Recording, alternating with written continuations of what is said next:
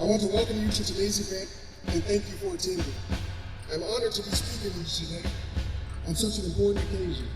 We're here today to honor our service members and to remember their sacrifices they have made and the courage it took to defend honor, duty, and country. The writer Michel de Montaigne once said, "Valor is stability, not of legs, not of arms, but of courage and soul." We're here today to honor our heroes, to remember their achievements, their courage, and their dedication, and to say thank you for your sacrifices. Thinking of the heroes who join us in this group today, and those who are here only in spirit, a person can't help but feel awed by the enormity of what we encounter. We stand in the midst of patriots. I pause for effect, and I repeat, we stand in the midst of patriots. Those families and friends who have nobly served. If you would bear with me for a moment and close your eyes in remembrance. World War I, 116,516 killed in action. World War II, 405,399 killed in action. Korean War, 36,574 killed in war. Vietnam War, 58,220 killed in action. Iraq and Afghanistan, 6,607. Thank you. Open your eyes if you would, please. Medals and ribbons can't comfort us for the ones who are left behind or ease the difficulties faced by those wounded and the family members that attempt to heal them back to a normal that may or may not exist in them. I would like to extend a special thanks to my wife, Jessica Gaines, a veteran in her own right, but more importantly, the example of family taking care of their service members with no more training than the possession of compassion and steadfast spirituality. I thank you, baby, and we all thank your loved ones for the jobs you have done.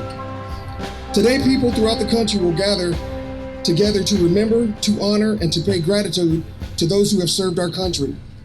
Our gathering is just one small spark in the flame of pride that burns across the nation today and every day.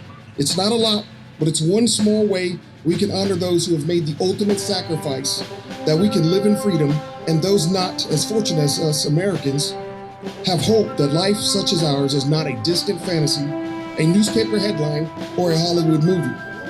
Your presence and that of people gathering across America is a tribute to those lost troops, those wounded, and to their families. It is a way to say we remember, from soldiers who shivered and starved through the winter of Valley Forge, to the doughboys crouched in the muddy trenches of France, and to the platoons who patrolled in the hazy jungles of Vietnam, and the young men and women patrolling the streets of Iraq and the mountains of Afghanistan. We remember you. We honor you.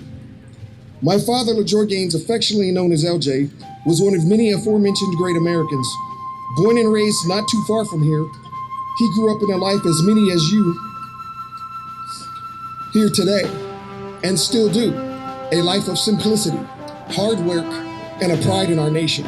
An imperfect nation it is, but one that who has trailblazed a change, adaptation, compromise, and acceptance.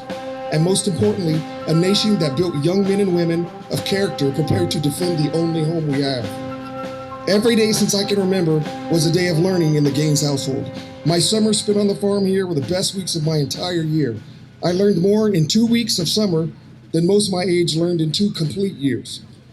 Do something with nothing, do more with very little, but always do something, he said. One thing my dad clung to was after being all over the world was to return right here where he ended up, a place like Waurika. Wasn't just a destination for him, but more his destiny. The life he wanted to lead, the type of people he wanted to be surrounded by. The hunting, the fishing, the camping, and much more was all here. I often wondered why it took so long for him to arrive to his retirement dream. And only now do I think I understand why it took for so long for his journey to Waurika. He had to complete those pieces of his life's puzzle. Seen the world? Check. Raised children? Check. Retire from service to his country? Check. But all was not done until he was called to God's work and find the woman of his life, Hallie Gaines, love you, Mom, to help him live out his calling and his dream. Everything was complete. It was time for the Marine to come home.